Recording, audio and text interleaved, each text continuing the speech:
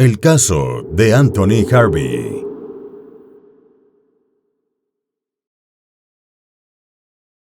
Hola a todos. 3 veces por semana en este canal te traeremos los crímenes que han impactado a todo el mundo, desde desapariciones hasta los más terribles asesinatos. Injusticia, impunidad, corrupción y las más duras sentencias serán los acompañamientos de estas historias. Antes de comenzar con el relato, te pido que te suscribas y actives la campanita con todas las notificaciones. Tampoco olvides dejar tu like, ya que de esa manera podré seguir creando contenido.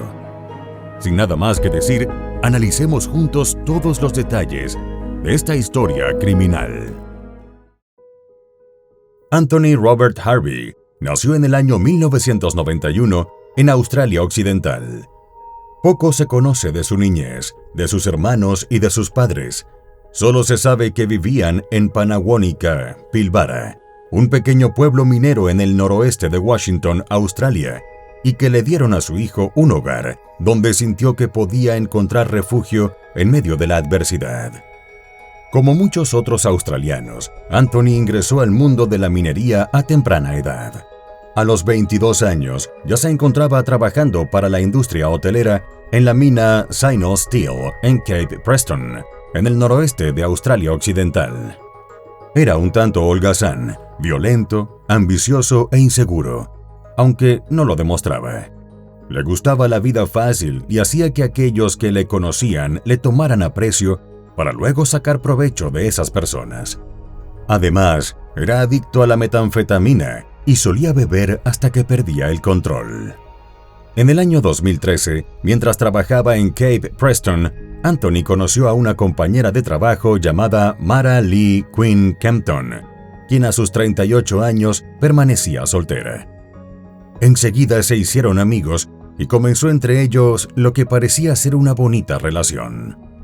Mara era oriunda de Bedford, Bayswater, Australia Occidental, pero tenía raíces neozelandesas debido a que su madre, Beverly Ann Kempton Quinn, había nacido en Manawatu, Wanganui, Nueva Zelanda.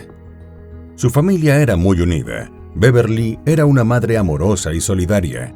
Taryn, su única hermana, era su amiga y confidente con quien compartía sus más profundos sueños. Mara anhelaba tener una gran familia, un esposo y muchos hijos. A sus 38 años se podría decir que era una mujer próspera. Le gustaba ahorrar y había hecho inversiones oportunas que con el tiempo le dieron un importante piso financiero que le permitía vivir con holgura. No se sabe si fue por amor o por algún interés oculto. Lo cierto fue que, a pesar de los 16 años de diferencia entre Anthony y Mara, la pareja se involucró en una relación sentimental que se consolidó en junio de 2014, cuando Mara recibió la noticia de que serían padres. Con la buena nueva, Anthony consideró que era tiempo de abandonar Cape Preston y le sugirió a Mara que se mudaran a Bedford, a una propiedad que ella había comprado en 2008. El 4 de noviembre de 2015, Anthony y Mara contrajeron nupcias. 3 meses más tarde, el 4 de febrero de 2016, nació Charlotte Kate Harvey. La pareja y sus familiares celebraron la llegada de Charlotte con atenciones y regalos. En ese momento, la pareja disponía de cierta libertad financiera gracias a los ahorros y las inversiones que Mara había realizado con anterioridad. Una vez que Mara se hizo madre, decidió vender algunas de sus propiedades para invertir en la exitosa franquicia James Mowing. La idea era que Anthony estuviera al frente del emprendimiento que se encargaba del cuidado de jardines mientras ella se dedicaba a la familia. De esa forma, Anthony no tendría que conseguir un trabajo de mano de obra no calificada, que era lo único a lo que podía aspirar por su falta de formación.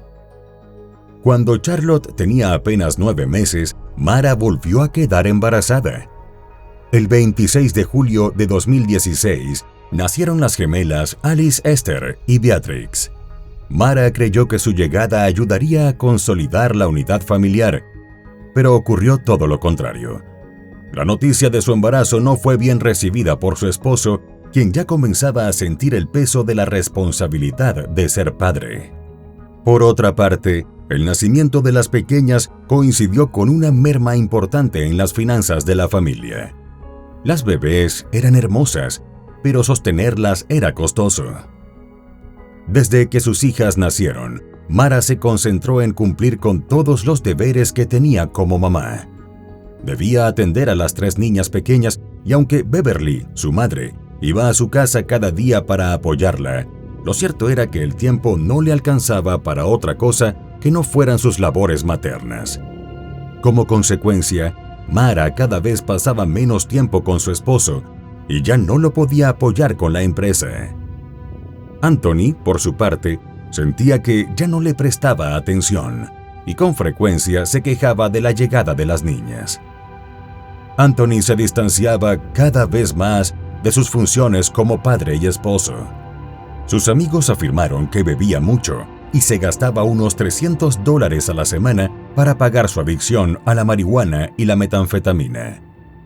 Gastaba tanto en drogas que el presupuesto familiar se fue por el caño y la madre de Mara tuvo que comprarles comida. Beverly estaba muy preocupada al ver cómo Anthony gastaba el dinero sin tomar en cuenta la alimentación y el cuidado de las niñas. Para impedir que Anthony derrochara el dinero de la familia, Mara decidió tomar el control de las finanzas y cada semana le entregaba solo la cantidad de plata que podía gastar.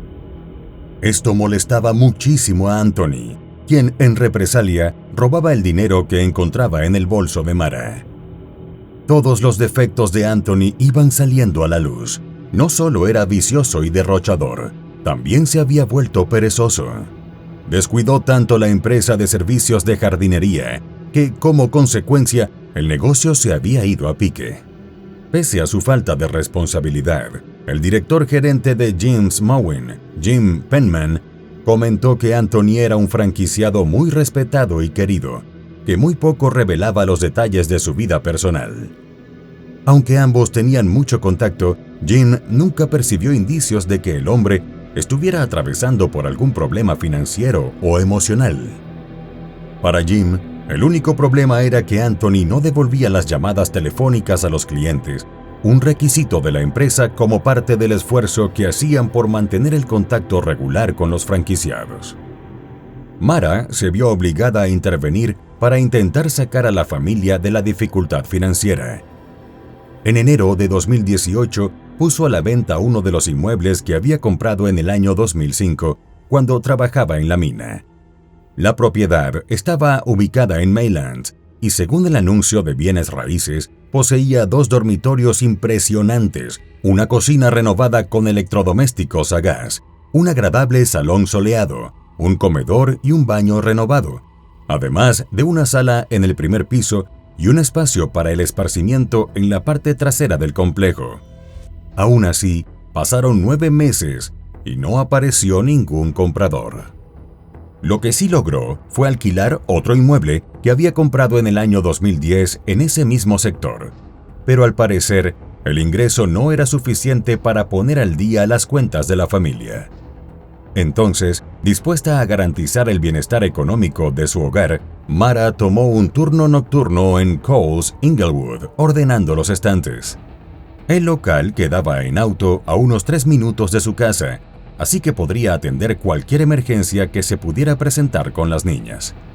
Después de 3 años de matrimonio, 3 hijas y las limitaciones financieras, Anthony comenzó a quejarse de que se sentía agobiado por la responsabilidad de ser el sostén de la familia, cuando lo cierto era que trabajaba muy poco y derrochaba mucho. El hombre quería tener dinero, pero no quería trabajar.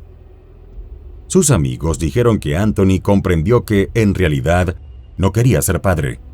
Odiaba que las bebés necesitaran tanto tiempo y dedicación y generaban tantos gastos. En lo profundo de su corazón, anhelaba deshacerse de la familia porque sentía que obstaculizaban el estilo de vida que quería tener y su felicidad. En su visión egoísta del mundo, las pequeñas acaparaban toda la atención y nadie se preocupaba por él. También se sentía molesto por el hecho de que su suegra iba a la casa casi todos los días para ayudar a Mara con las niñas. Ella podía saber todo lo que Anthony hacía con su familia y ejercía una especie de freno para sus malas actitudes. En consecuencia, a él no le gustaba para nada la familia de su esposa. Como esposo, Anthony se había vuelto controlador y emocionalmente abusivo.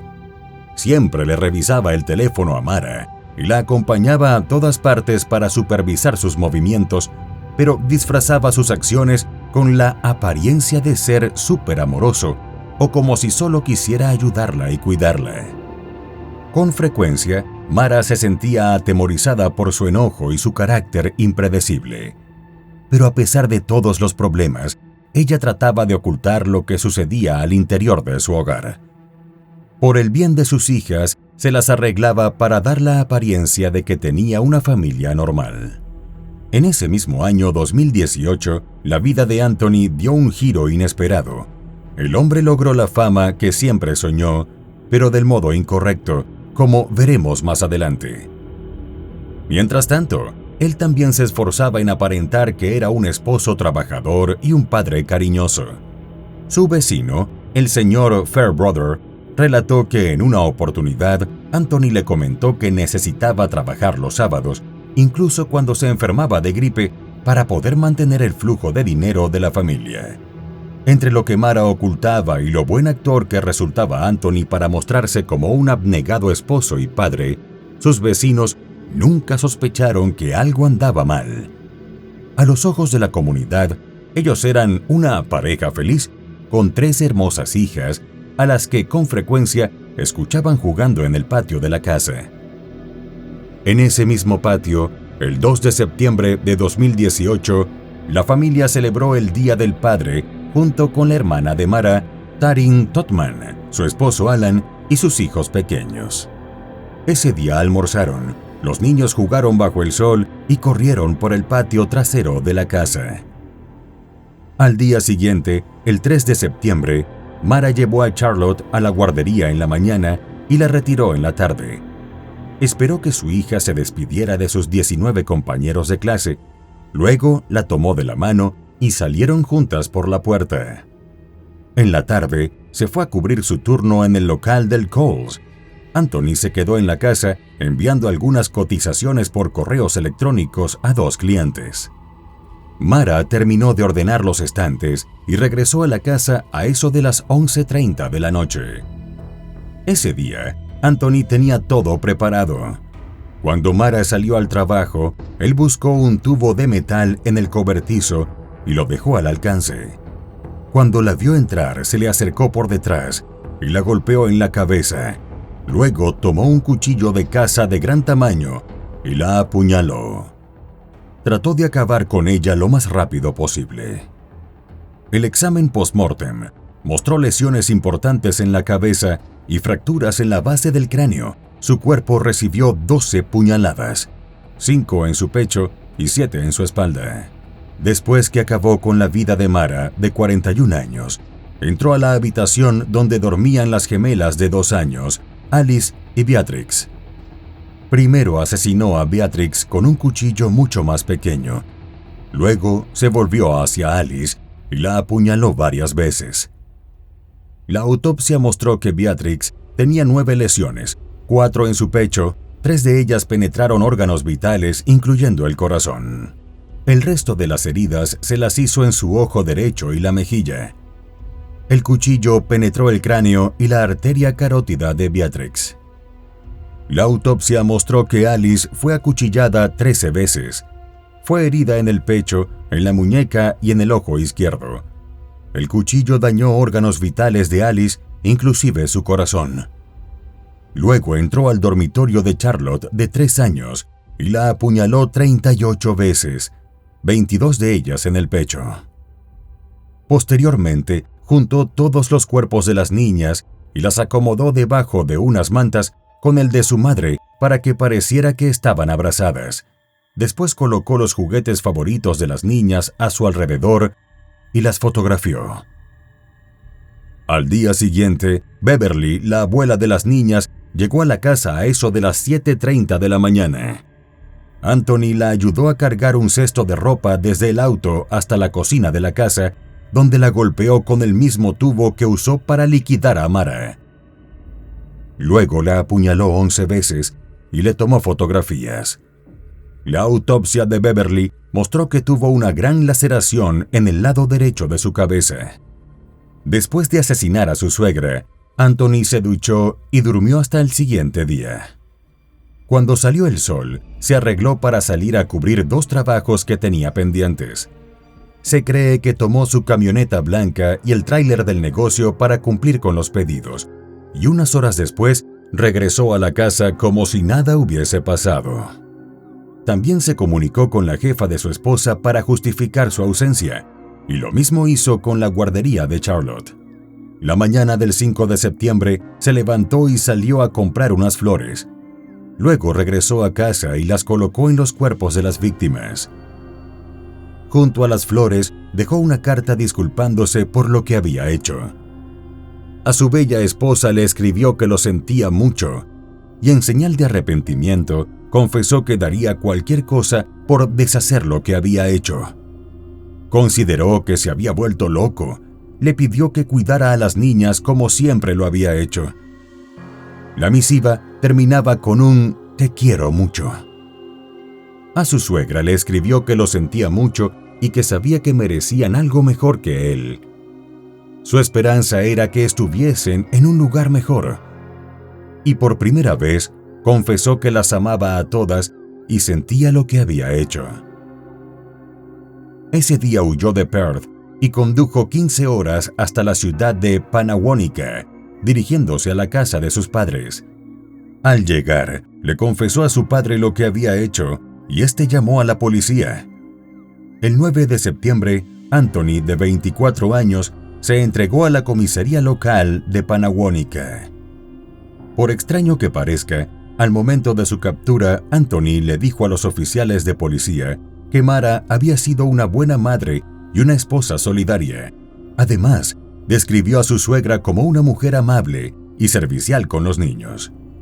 Cuando lo registraron, encontraron que tenía $40,000 en el bolsillo de su chaqueta. El dinero lo había recaudado por la venta de las joyas y otros artículos pertenecientes a Mara a lo largo del viaje. También sacó dinero de la cuenta de Mara, ya que unos días antes de asesinarla, la convenció para que le firmara el acceso a la cuenta. Tras la captura, las autoridades dieron con un diario donde Anthony detalló el plan que tenía para asesinar a su esposa e hijas. Entre las páginas del diario estaban las fotografías de los cadáveres. El diario tenía una pequeña introducción en la que Anthony explicaba la intención del libro. Decía que quería documentar su viaje e historia con sus propias palabras, aunque aclaraba que quizá no estaría bien contado porque, en oportunidades, sus ideas no tenían claridad. Eso lo atribuía a que tenía pensamientos sin sentido y algunos aleatorios. También escribió sobre la fascinación que tenía por los asesinos en serie. En el diario, Anthony narró cómo planeó matar a su familia y dio detalles de cómo compró cuchillos y una cámara Polaroid para abrazar su oscuridad y manifestar sus instintos animales. El escrito contenía una escalofriante lista de tareas pendientes que debía cumplir antes de matar a su esposa e hijas. Entre ellas estaba la instrucción de llamar al trabajo de Mara y decir que no podría ir porque había sufrido una lesión. Posteriormente, llamaría a la escuela de la mayor de sus hijas y también a Andrew para que le asignara a otra persona todos los trabajos. En otro escrito, dijo que estaba buscando otras opciones para deshacerse de su familia. Primero pensó en irse sin previo aviso y buscar el divorcio. El problema era que se quedaría sin dinero. Así que contempló que lo mejor era eliminarlas a todas y apropiarse de los bienes y los ahorros, pero eso requeriría de una preparación. Anthony hizo observaciones sobre cómo podía salirse con la suya después de cometer los asesinatos y escribió que su mayor problema era cómo hacer para conservar el dinero. Decía que no le preocupaba si dejaba rastro, solo necesitaría que el dinero fuera en efectivo. Por eso evaluó la opción de usar la aplicación Cash City para empeñar algunos bienes de valor y hacer algunas transferencias múltiples sin asumir grandes riesgos. Luego se compraría un carro, un perro y se iría.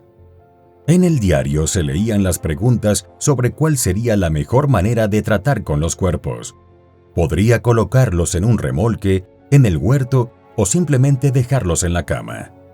Con base en su declaración después de la captura, la policía llegó a la casa de la familia en Perth, donde encontró los cuerpos en descomposición. Algunos oficiales estaban tan horrorizados que terminaron llorando durante la operación. Cuando los vecinos y amigos recibieron la noticia, comenzaron a amontonarse para rendir tributos florales con osos de peluche y tarjetas conmovedoras. Todos estaban extrañados, enojados, conmocionados y desconsolados por los asesinatos.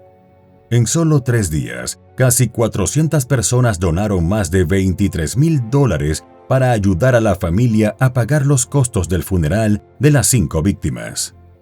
Las maestras de la guardería de Charlotte, Shirley Oswald y Tanya Tulloch, comentaron que la pequeña era un enorme rayo de sol y que además tenía una hermosa relación con sus hermanas, a quienes siempre llamaba sus pequeñas bebés. Dijeron que era una familia hermosa. El 10 de septiembre, Anthony fue acusado de 5 cargos de asesinato y compareció ante el tribunal de primera instancia en Perth, a través de un enlace de video con Karratha, en la ciudad de Pilbara, donde cumplía prisión preventiva. Anthony confesó que había planeado los asesinatos con un mes de antelación. El psiquiatra que lo evaluó dijo que tenía síntomas de autismo de alto funcionamiento y sugirió que podría padecer un trastorno de personalidad narcisista. Comentó que en el período previo a los crímenes había sufrido de ansiedad y depresión. El psiquiatra relató que durante sus sesiones con Anthony pareció mostrar empatía y remordimiento por sus víctimas después de haber cometido los asesinatos. El 24 de abril de 2019, Anthony, de 24 años, se declaró culpable de 5 cargos de asesinato en el Tribunal de Magistrados de Stirling Gardens en Perth. El caso llegó ante el juez Stephen Hall en la Corte Suprema de Australia Occidental, quien el 19 de junio de 2019 lo sentenció con la pena máxima disponible según las leyes de su país: cadena perpetua sin posibilidad de salir bajo fianza. Anthony permanecerá en la cárcel hasta que muera, ya que la orden es que nunca sea liberado de la custodia. Con la decisión, Anthony se convirtió en el primer australiano occidental en ser condenado a cadena perpetua sin opción a la libertad. El juez Stephen dijo que la pena que aplicó estaba reservada para los peores casos y que dicha sentencia era la respuesta a unas acciones que iban más allá de los límites de la conducta humana aceptable y que además infundían horror y repugnancia incluso en las personas más endurecidas. Por eso consideró necesario que se emitiera una orden para que nunca quedara en libertad. Una vez conocida la sentencia, la única hermana de Mara, Taryn, emitió un comunicado en el que le hizo saber a la opinión pública su dolor y desconcierto por todo lo sucedido. La mayor frustración de la familia fue saber que permanecían tan cerca de las víctimas y aún así no fueron capaces de detectar la tragedia que se avecinaba. 2 semanas después de que se impuso la sentencia y 7 días antes de la fecha límite, Anthony presentó una apelación con el argumento de que la orden de que nunca fuera puesto en libertad no era razonable.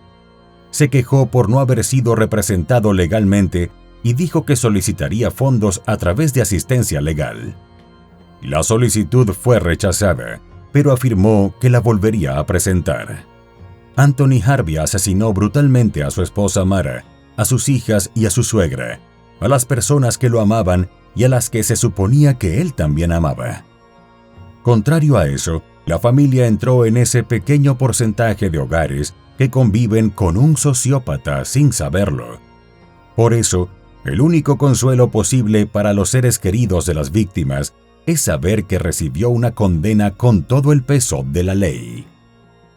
Anthony dejó que su monstruo interior lo dominara, y por ello pagará cárcel durante toda su vida. Al final, Anthony fue golpeado en la única área que le importaba. Taryn presentó una demanda en su contra por $90,000.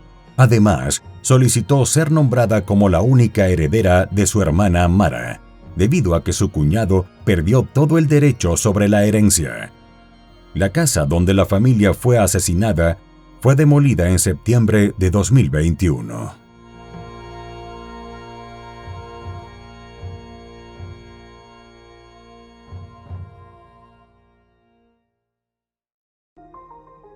Y bueno, querido espectador, aquí termina la historia criminal del día de hoy. Me interesaría mucho saber tu opinión, así que te pido que la dejes en los comentarios del video, siempre con respeto a la víctima y su familia. Podemos debatir, pero siempre con el respeto que todos merecemos. De nuevo te recuerdo que te suscribas y dejes un like para dejarme saber que mi trabajo es de tu agrado. Buenas noches. Hasta la próxima historia criminal.